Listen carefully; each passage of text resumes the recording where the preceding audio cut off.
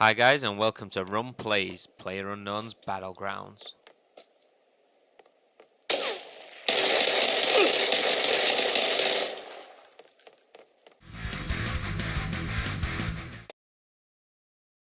I'm Roman Me and today we're going to be having a run through PlayerUnknown's Battlegrounds and I'll give you a noob's perspective of the game. So who is PlayerUnknown? Well, he's a guy who basically invented the Battle Royale genre of game. He created the add-on for Arma 2 and used the sandbox game DayZ to create the Battle Royale game mode which started them all. PlayerUnknown is Brendan Green. He then created one of his most popular Battle Royale mods. It was for Arma 3. Following on from Arma 3, he then progressed with his own actual release, which he worked with Daybreak to develop and release as a standalone game. That was H1Z1 King of the Hill. Next up from this came PlayerUnknown's Battlegrounds, which was released about a month ago, which he developed with Bluehole Inc. And the rest, as they say, is history. So the game is still in early access on Steam. It's priced at $30 American or $26.99 for those of us in the UK. What does early access mean? Well, you're buying an incomplete game. It's still heavily in development, and in honesty, in the first couple of weeks you could tell. However, it's improving, and in my opinion, each time a patch is dropped, the quality gets so much better. The main thing to take from this is that they're still optimizing the game, so the more work they do, the better it will get. Moving on, in this video I'm going to look at how to play the game, what the gearing kind of aspect of the game is, required PC spec, and an overall view of the game. So here goes, sit down, enjoy the video, and most importantly enjoy the footage in the background so you can get a good look at how the actual game plays.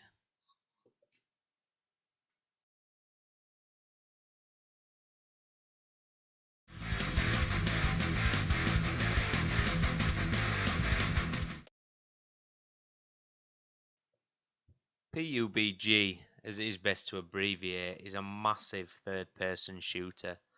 It begins and you're on an island with a lot of other mental people, most likely running around shooting you. Don't worry, they can't hurt you at this section. Yet. This is where the lobby has been put together, and you've been grouped with other players, up to 99 of them.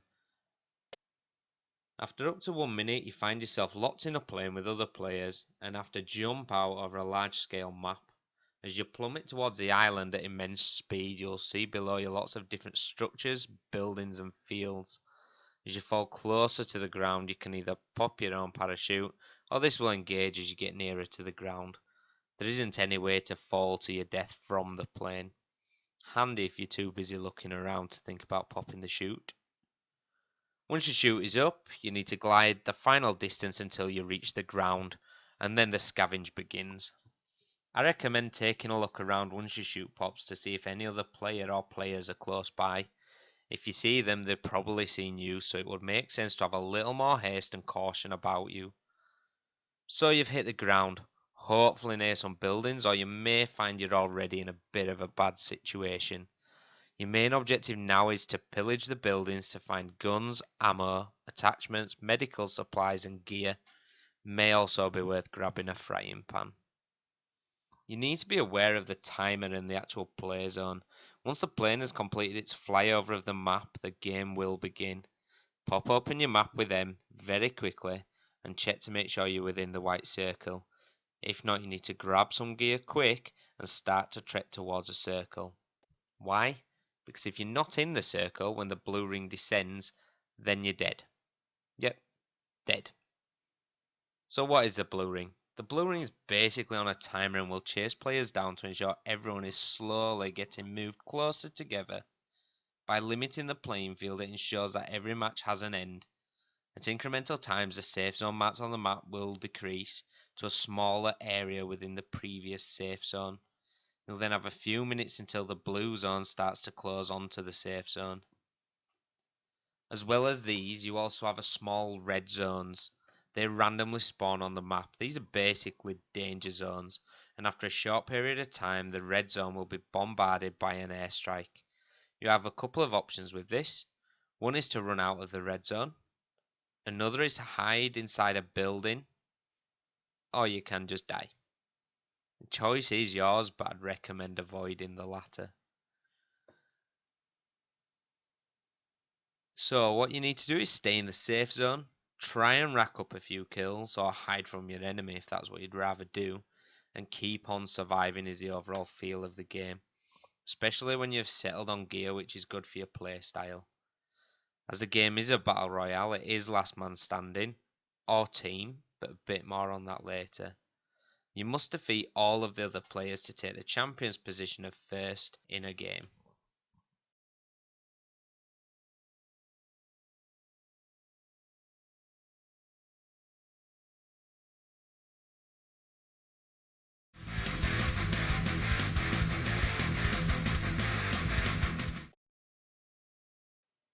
Gear is obviously a massive part of the game.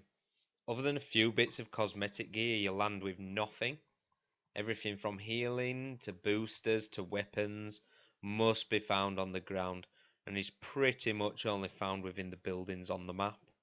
So I previously spoke about gear in the first section and said it may be worth grabbing a frying pan.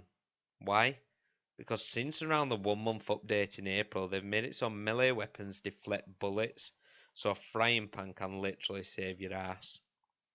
The guns in the game also vary significantly, and you need to find specific attachments to fit the specific guns, which brings a nice realism to the game. The attachments vary from scopes to grips to silencers. It provides a good collection which you can use to personalize your loadout to your specific method of play. It's also worth noting that whenever you pick a weapon up, it will have 0 ammo loaded. This means you'll also need to find the relevant ammo type and load the bullets into the gun before you can use it. You reload with the R key on the default button setup and need to ensure you manually reload every time. The guns will not auto reload even upon firing your final bullet. This adds to the realism again of the game, but is something you really need to be aware of. I also find it is helpful to consider which weapons you pick up to be of benefit to each other. I usually aim for an SMG or a shotgun to have equipped when investigating or pillaging buildings, as well as a rifle of some kind for longer range engagements. Something to remember when dealing with longer range engagements is you will need to account for bullet drop and bullet travel time. Moving on from this, if looks are your thing, you'll find random selection of clothing items on the floor as you progress around the map. The majority of these are simply just for vanity, however a few do have bonuses. The backpack, for example, enables you to carry more items. The higher the level of backpack you equip, the more items you can carry. The maximum level of a backpack is level 3 currently in the game. Furthermore, you can also get head and chest armor pieces, again up to level 3. These offer a damage reduction to the relevant area of the body. The reduction increases with higher level armor pieces. You can also find clothing pieces in chests, which are purchased with the currency you win from completing a match. Each chest you buy increases the cost of the next chest. However, the cost seems to reset weekly. These are purchased in the rewards section of the home screen. You then need to go into the character area to open the chest and or equip the items to your character prior to starting a matchup. Finally, you can also find petrol cans around the map.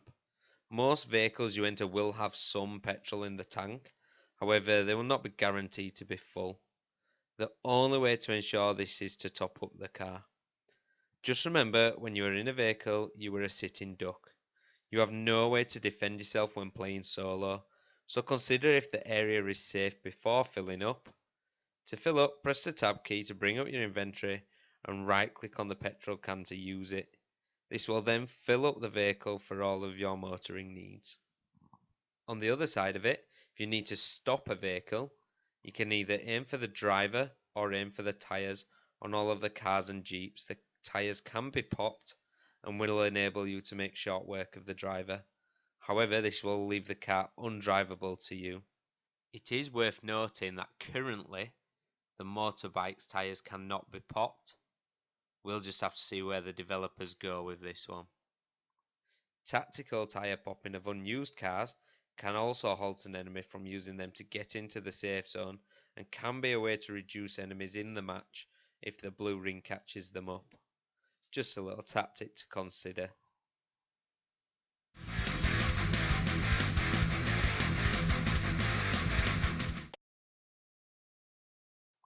Okay, so a big pull to this game, especially among the pro streamers, is the duo and team modes. This is an all new aspect to the Battle Royale games from my understanding. The option to queue duo will enable you to queue with a friend from your friends list. You will then be involved in a massive 2v2v2v2v2v2, well, you get the picture. A massive team brawl where you need to be the final duo alive to win. Obviously, if only one player survives, you will still win, but you'll have to take the mick out of your mate. Want to pump it up a little? Go in a squad battle. You'll find yourself jumping out of the plane with you and your 3 comrades. Communication is key in this game mode. A benefit to this is that you can either queue with 3 friends from your friends list, or you can go in matchmaking and pull a random squad. The same rules apply. Be the last squad standing to win the game. The full squad doesn't have to, and probably won't survive, but you need to do all you can to protect each other and get the victory. The teams that have open communications and use their mics do much better than those that just kind of wing it and everyone jumps out of the plane all over the place. With duo or squads comes another aspect. You can be picked up. Basically, you'll hit the floor in an injured state when you are relying on your team to pick you up. Think Rainbow Six Siege, where you can crawl around lost and hoping one of your teammates takes pity on you and picks you up before the enemy splatters your brains on a wall or the floor. Just something extra and interesting they brought to the game, and it is extremely popular among fans and feedback on Steam, so definitely worth checking out.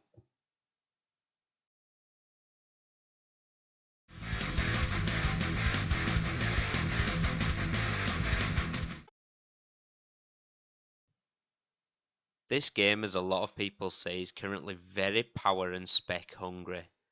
This has improved greatly the more the devs have completed optimization on the game over the past couple of weeks, but still has quite a way to go. Remembering that this is early access, then it isn't totally unacceptable or unexpected. I'm currently running the game on an MSI gaming laptop. It's pretty well spec'd with a 16GB RAM, an Nvidia GTX 960M and an Intel Core i7. When not recording, I can run it on high spec, but ultra can cause a bit too much of a drop in frame rates. Again, this is improving with the introduction of optimization by the devs. The minimum spec that comes recommended for the game is an operating system of 64-bit Windows 7 or above, an Intel Core i3-4340 or an AMD FX 6300.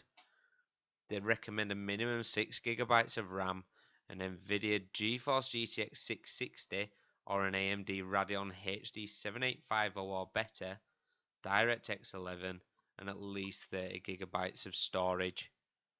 As they go on, the game is improving in that they're increasing the optimization for the minimum spec, which means it's running better and not impacting on the frame rates as much, but you will still notice issues running a too low spec.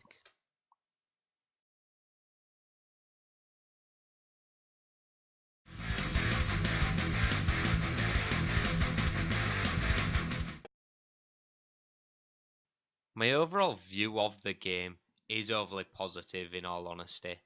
Don't get me wrong, it isn't without issues, but that is to be expected in early access. It gives me hope to see the improvements by the developers so far, and the fact they have worked on the gameplay optimizations, ensuring frame rate keeps as high as possible, as well as rebalancing the weapons and ensuring there is the right number of pickups on the maps. So far, they're doing a fantastic job of making the game as smooth and enjoyable as possible. The other difficulty of the game is the actual difficulty. The learning curve on Battle Royale games is incredibly steep.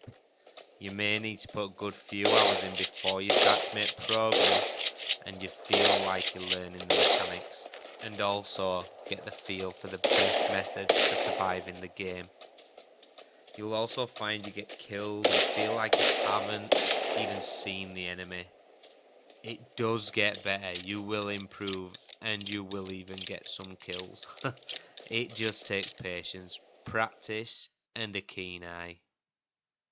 This was my first Battle Royale game, and although I've been smashed to pieces and struggled in some matches to get a kill, see an enemy, or make what would feel like some progress, I've still found it extremely enjoyable and exciting.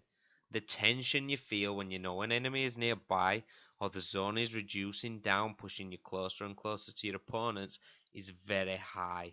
It does give you a thrill which is hard to put into words.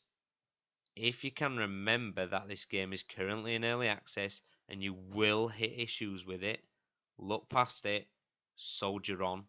You'll find the overall feel and immersion of the game to be spectacular, rewarding, and exciting.